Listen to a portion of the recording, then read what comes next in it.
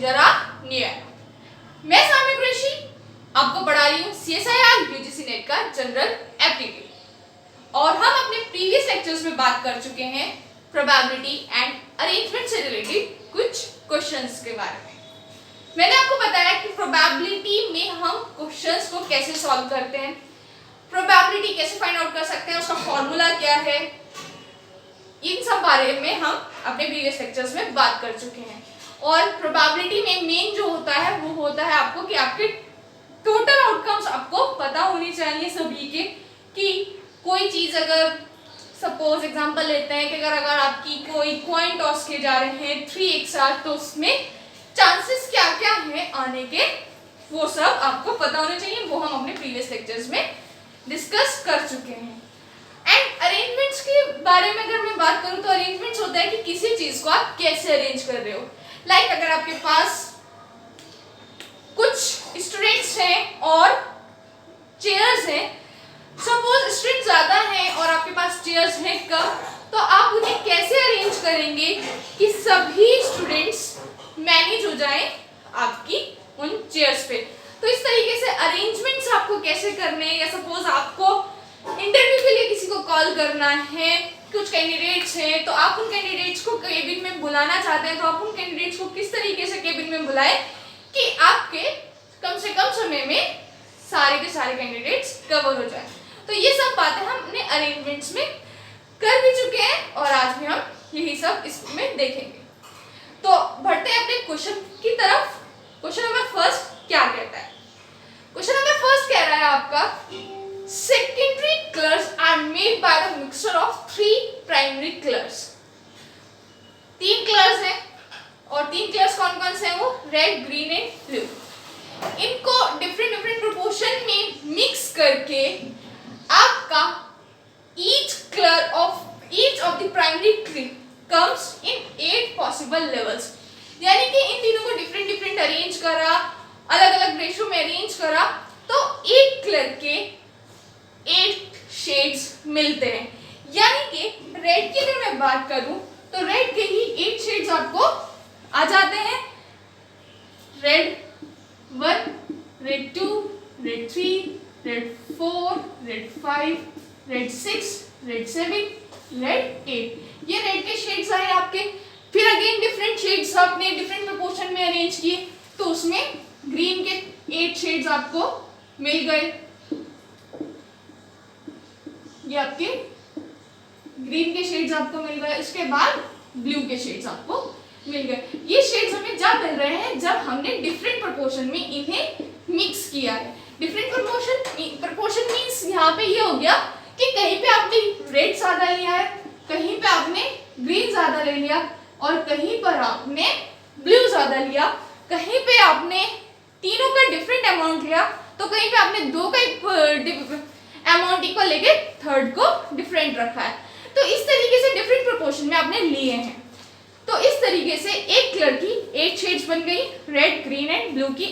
Red की 8, green की 8 और ब्लू की 8 शेड्स आपकी बन जाती हैं। अब अगेन ये जो आपका प्रोपोर्शन आया है, इस प्रोपोर्शन में ये जो 3 कलर आपके पास आए हैं, रेड के 8 शेड्स, ग्रीन के 8 शेड्स और ब्लू के 8 शेड्स, इनको अब इक्वल प्रोपोर्शन में मिलाया जा रहा है। इक्वल प्रोपोर्शन में मिलाकर ग्रे कलर बनाया जा रहा है।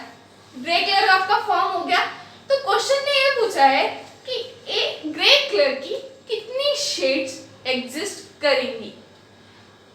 यहाँ पे ग्रे कलर की कितनी शेड्स एग्जिस्ट करेंगी उसे हम कैसे फाइंड आउट करेंगे? सबसे पहले क्वेश्चन पे थोड़ा सा ध्यान दे लेते हैं। क्वेश्चन कह रहा है कि इक्वल प्रोपोर्शन में है, equal proportion of red, green and blue. यानी कि अगर रेड 1 लिया जा रहा है तो ग्रीन 1 और ब्लू 1 भी लिया जाएगा।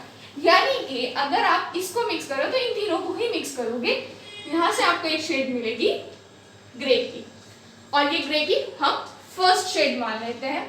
सिमिलरली इक्वल प्रोपोर्शन की बात कर रहा है तो इसलिए हमें इनको लेना पड़ेगा।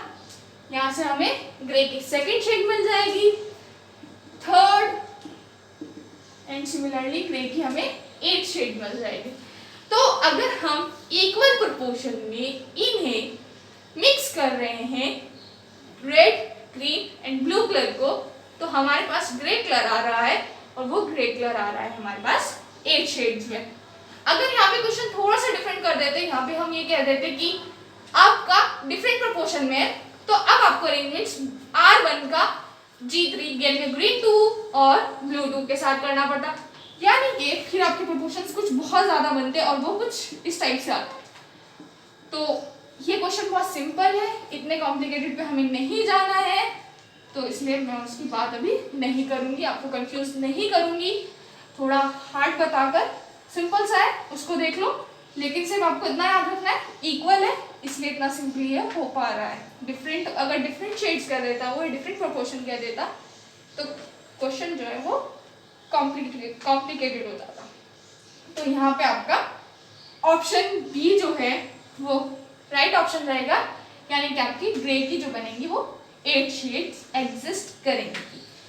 तो यहाँ पे हमने देखा कि काफी इजीली हमारे क्वेश्चंस सॉल्व हो पा रहे हैं। अगर फिर भी आपको प्रोबेबिलिटी और अरेंजमेंट्स में कोई डाउट है तो आप हमें फेसबुक और इंस्टाग्राम पर डीएम करके हमसे पूछ सकते हैं।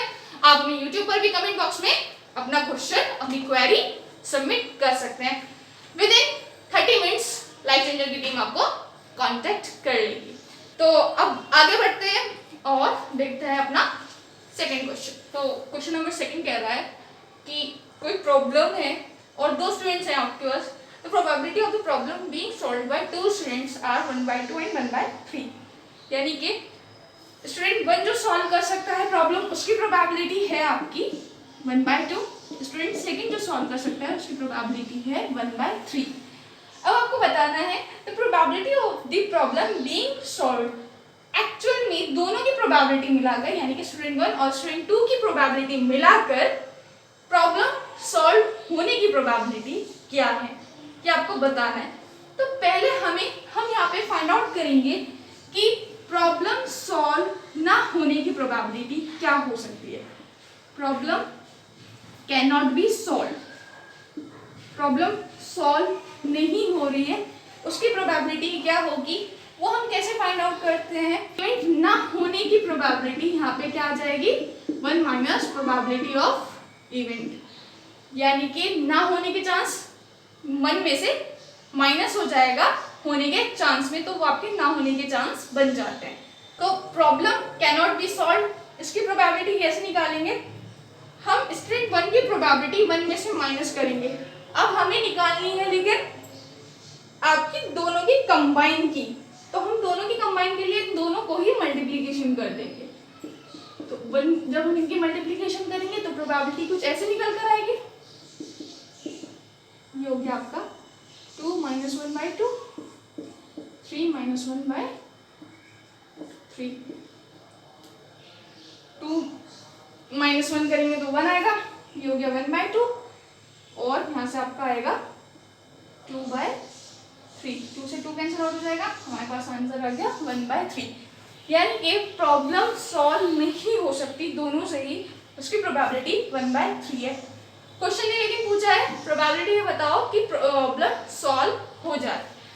हमने ये सपोज इसकी इवेंट की निकाली है, नॉट इवेंट की बतानी है, तो प्रॉब्लम सॉल्व की प्रोबेबिलिटी कैसे फाइंड आउट होगी, अगेन हम उसे 1 में से माइनस कर देंगे। जब हम इसे 1 में से माइनस करेंगे तो आंसर आ जाएगा आपका 2/3, यानी कि आपका ऑप्शन ए करेक्ट ऑप्शन रहेगा। तो यहाँ पे हमने क्या किया, दोबारा से मैं आपको समराइज कर देती हूँ। प्रॉब्लम सॉल्व होने की प्रोबेबिलिटी आपको बतानी है, और प्रोबेबिलिटी कि एक स्टूडेंट जो सॉल्व कर सकता है उसके चांसेस इतने हैं। ये इस तरीके से मान लो कि कोई ऑर्डिनरी स्टूडेंट है और एक है extra ordinary student. Extra ordinary student question solve कर सकता है, इसके चांस ज्यादा होते हैं। ऑर्डिनरी स्टूडेंट्स क्वेश्चन सॉल्व कर सकता है, इसके चांस कम होते हैं। तो इसी तरीके से 2 प्रोबेबिलिटी आपको प्रोवाइडेड है, लेकिन वो क्वेश्चन सॉल्व हो जाएगा चाहे वो स्टूडेंट 1 करे और चाहे वो स्टूडेंट 2 करे, क्वेश्चन सॉल्व होना है। इसके चांस कितने बनते हैं ये आपको कंबाइनली निकालना था। इसके लिए हमने निकाला पहले कि क्वेश्चन सॉल्व नहीं होगा। क्वेश्चन सॉल्व नहीं होगा वो हमने कैसे निकाला, हमने जो कंप्लीट प्रोबेबिलिटी को माइनस करा, उसकी भी कंप्लीट दोनों स्टूडेंट्स की कंप्लीट प्रोबेबिलिटी में से प्रोबेबिलिटी ऑफ सॉल्व माइनस कर दिया, दोनों को मल्टीप्लाई कर दिया, दोनों की कि वो दोनों मिलकर प्रॉब्लम सॉल्व नहीं कर सकते, उसकी प्रोबेबिलिटी हमारे पास आ गई। हमें पता है कंप्लीट प्रोबेबिलिटी 1 होती है, ये मैं आपको स्टार्टिंग में भी बता चुकी हूँ कि मैक्सिमम प्रोबेबिलिटी 1 होती है, 1 से ज्यादा प्रोबेबिलिटी नहीं होती है। तो प्रोबेबिलिटी सॉल्व होने की क्या हो जाएगी, 1 में से माइनस कर दो, आंसर आपका आ जाएगा 2/3। तो ऑप्शन ए आपका करेक्ट ऑप्शन हो जाता है। तो ये तो थे हमारे 2 क्वेश्चन और इसी के साथ हमारा practice session probability and arrangement का कंप्लीट होता है। आई होप आप लोगों को समझ में आया होगा, प्रोबेबिलिटी एंड अरेंजमेंट्स के क्वेश्चंस आपने अच्छे से समझे होंगे और आपको क्लियर हो गए होंगे। अगर आपको कोई भी डाउट है तो आप अपनी क्वेरी, अपने क्वेश्चंस हमें सबमिट कर सकते हैं। हम मिलते हैं आपसे अपने नेक्स्ट लेक्चर में नेक्स्ट चैप्टर के साथ। तब तक के लिए बाय बाय। और हाँ, जाने से पहले मैं आपको ये कहना चाहूंगी कि अगर आपने अब तक हमारी वीडियो को लाइक नहीं किया और आपको समझ आ गई है तो लाइक का बटन क्लिक करें, और अगर आप हमारे चैनल पर नए हैं तो चैनल को सब्सक्राइब करें